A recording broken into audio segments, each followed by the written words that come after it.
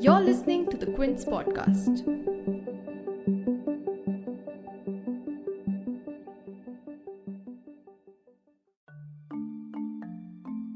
Post the 2022 Assembly election results, two things became abundantly clear from the final scoreboard. First, that the BJP continues to be a formidable force, and second, that the Congress party seems to be in a free fall of crisis.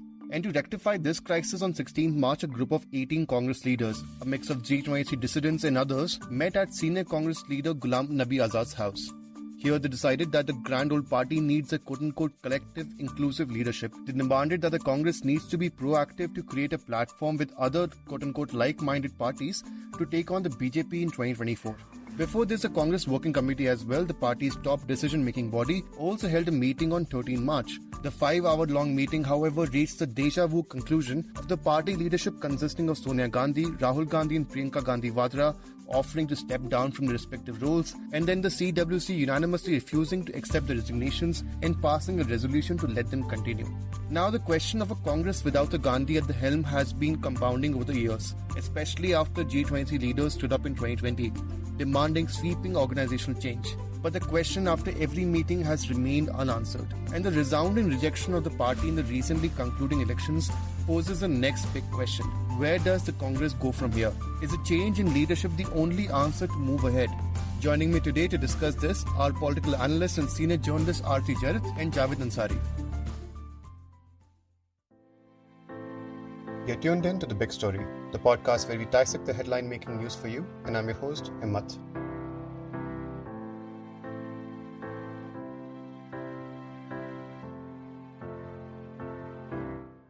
It didn't take long after the election results for one of the Congress's ginger group, the G23, to trade barbs with the party leadership. On 16 March, senior Congress leader Kapil Sibal, who has in the past been outspoken about a leadership change, said in an interview with the Indian Express that he wants a quote-unquote sab ki Congress, while others want quote-unquote ghar ki Congress.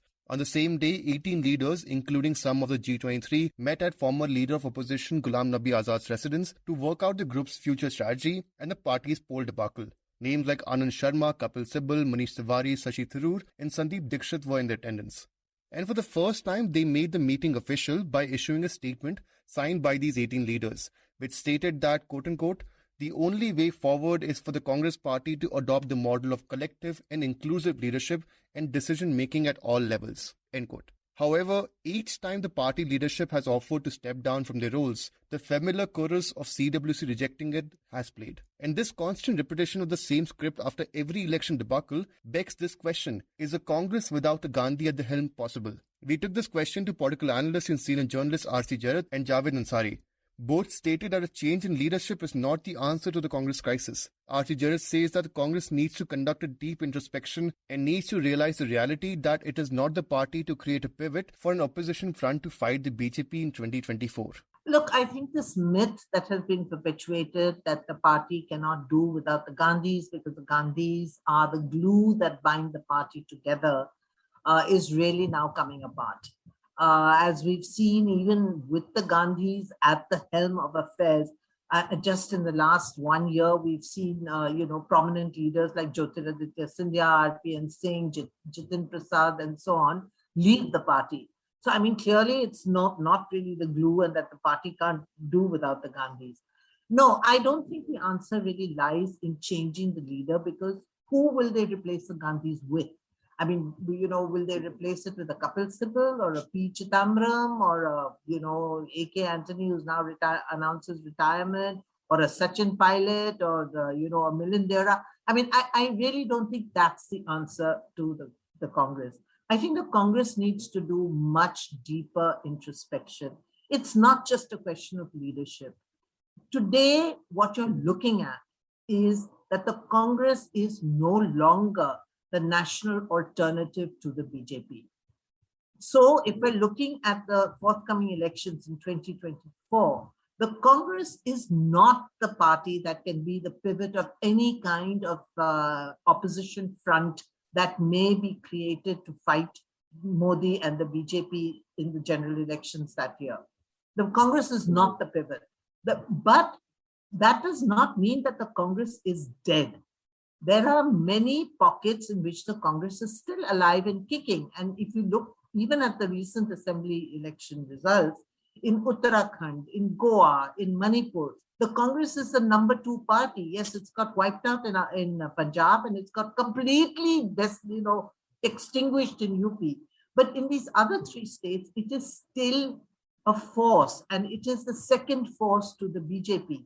Similarly, if you look at the elections that are coming up ahead, Karnataka, first Himachal, then Gujarat, then Karnataka, and then, of course, Madhya Pradesh, Rajasthan, and Chhattisgarh at the end of 2023. In all these states, the primary challenger to the BJP is the Congress party. There is no arc there or any kind of regional force that challenges the BJP. So I think really the best bet for the Congress is something along the lines of what the G23 is suggesting, a collective leadership of regional leaders in these states where the Congress is still a robust and vibrant fighting party. A collective leadership of these regional leaders who can sit down together and devise a strategy to strengthen the party in these states and move forward. The question right now for the Congress is not of revival. The question is of survival. In Punjab, it is finished. In UP, it is finished. And, if it doesn't do something, it's going to be finished in all these other states because, as you know, Aam Aadmi Party is already trying to enter Himachal and Gujarat and take over the space that the Congress occupies.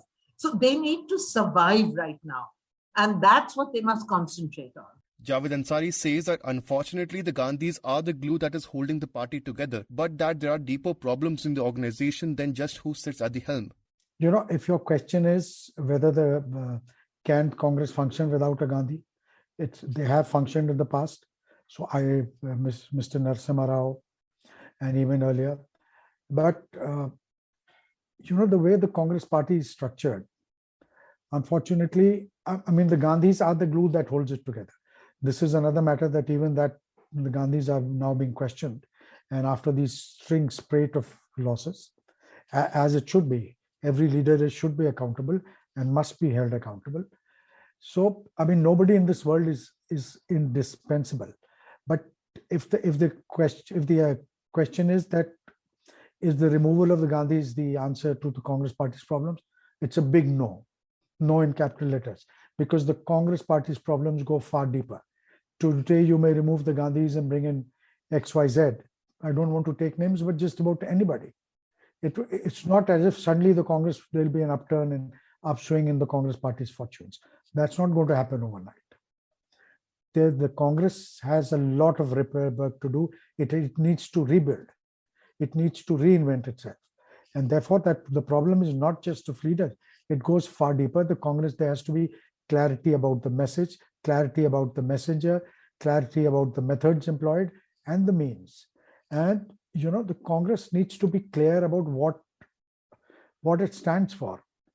I'll give you a sporting example. When cricketers or footballers or boxers or tennis players, especially cricketers and tennis players, when they go out of form, they go back to basics. The Congress must rediscover its roots, must rediscover what it stood for. There's no clarity. The leadership and the party appear out of sync.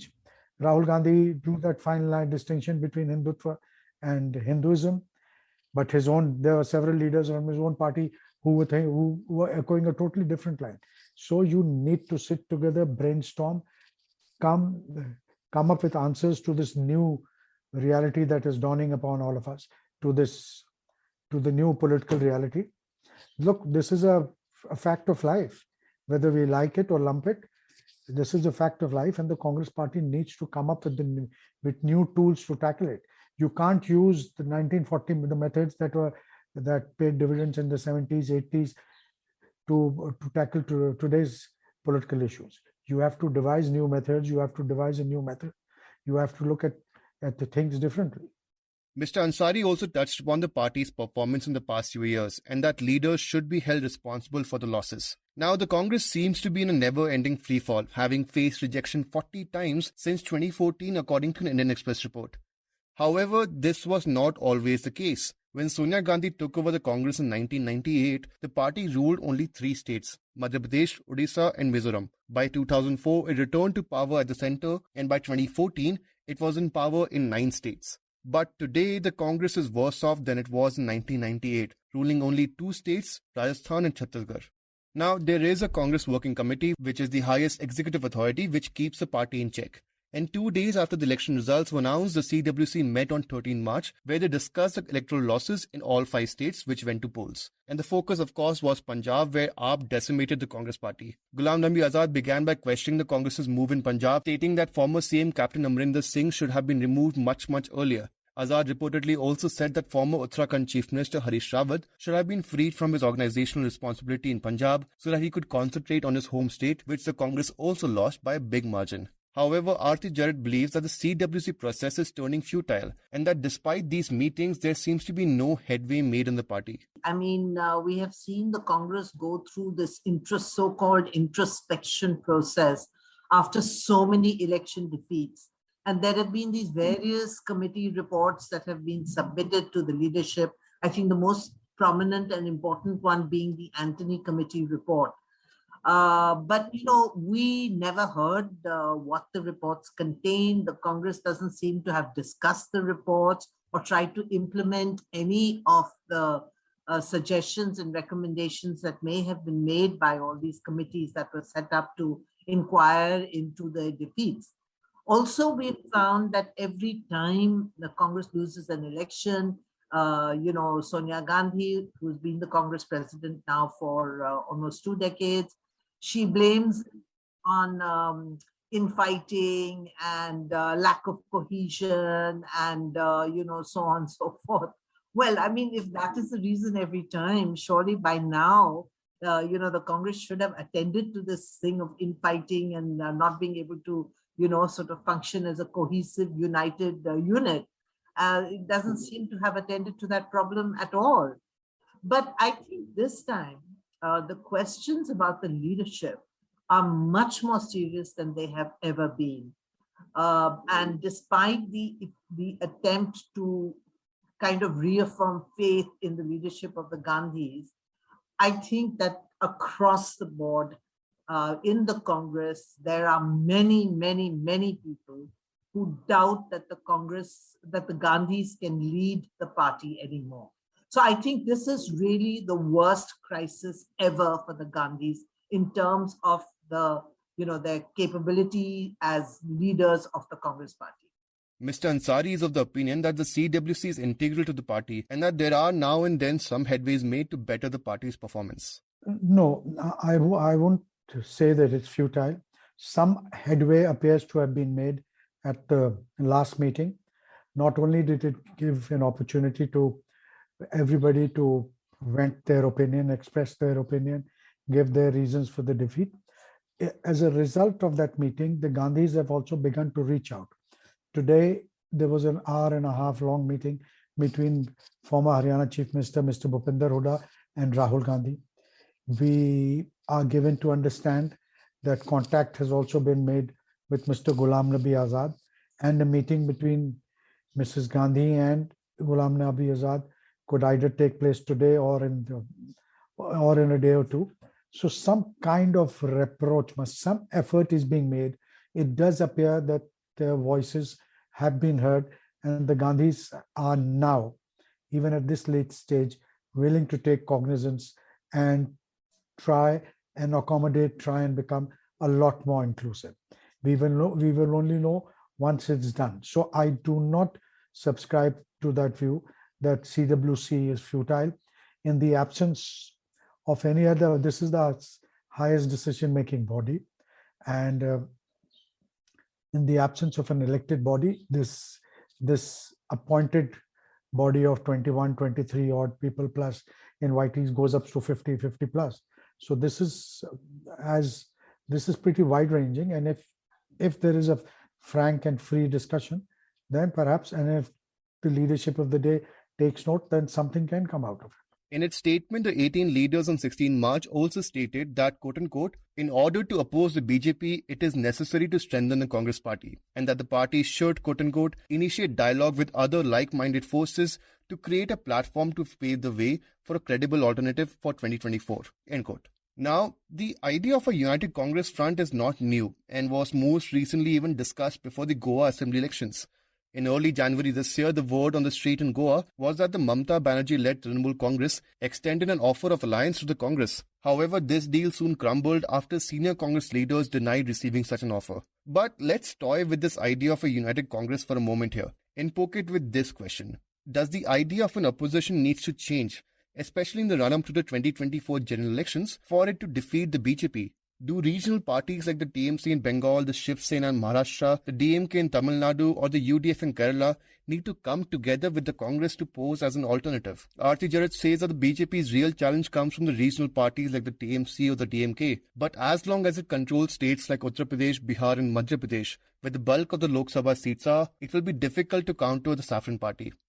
Look, it's very difficult to predict what is going to happen in 2024. There is no question that the real challenge to the BJP comes from states where there are strong regional leaders, like Mamata Banerjee in Bengal, like Stalin in Tamil Nadu, like Naveen Patnaik in Orissa, Thackeray and Sharad Pawar in Maharashtra, and so on.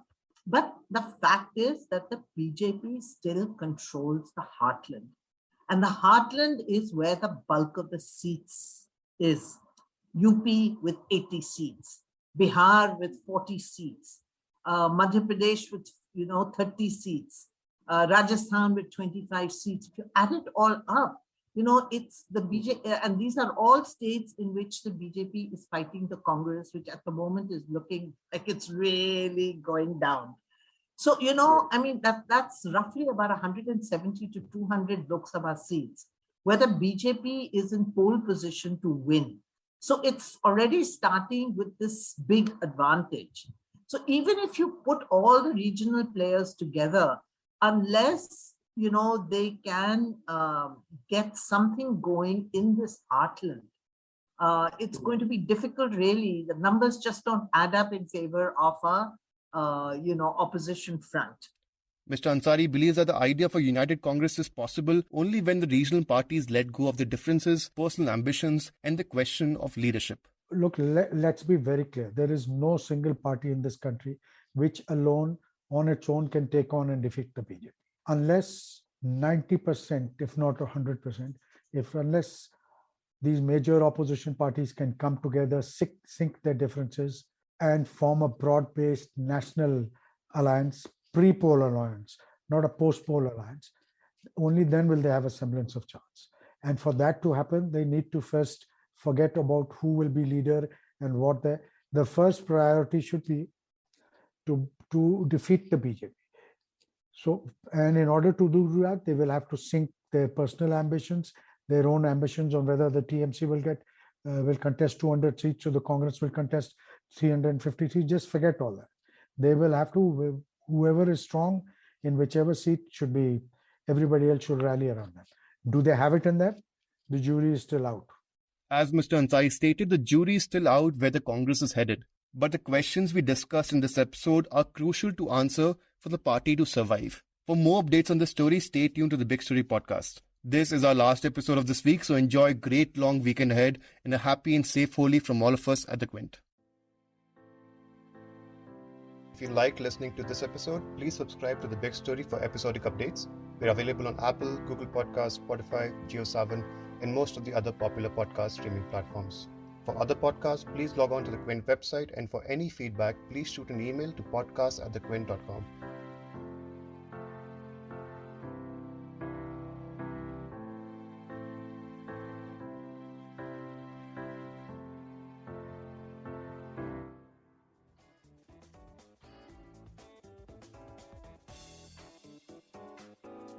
Thanks for listening. Log on to the Quint's website and check out our other podcasts.